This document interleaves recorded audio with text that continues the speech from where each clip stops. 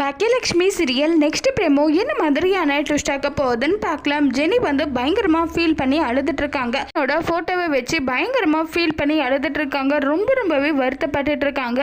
இதை வந்து ஜெனியோட அம்மா மரியம் வந்து பார்த்துட்றாங்க.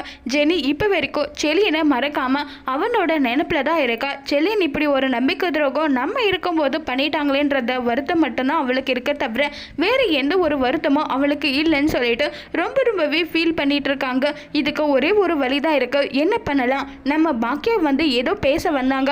அவங்க கிட்ட எதுவும் பேசாம நம்ம அவாய்ட் பண்ணிட்டு போயிட்டோம். ஒருவேளை அவங்க கிட்ட பேசினா இதுக்கு ஏதாவது ஒரு சொல்யூஷன் கிடைக்குமான்னு சொல்லிட்டு யோசிச்சுட்டு இருக்காங்க நம்ம மரியம். உடனே பாக்கியாவுக்கு கால் பண்றாங்க. வந்து ரொம்பவே சந்தோஷப்படுறாங்க. அட்லீஸ்ட் நீங்க இப்போ வந்து நான் எடுத்த முடிவுக்கு சப்போர்ட் பண்ணணுன்ற எண்ணம் வந்திருக்கேன், அதனால தானே ஃபோன் பண்ணியிருக்கீங்கன்னு சொல்லி கேட்டதும் அது எப்படி உங்களுக்கு தெரியுன்றாங்க.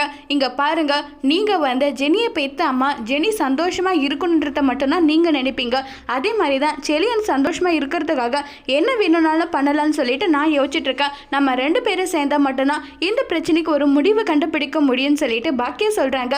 இதுக்கு மரியம் ஒத்துப்பாங்களா இல்லையாங்கிறத வரப்போற எபிசோட்ல வெயிட் பண்ணி பார்க்கலாம். தேங்க்யூ.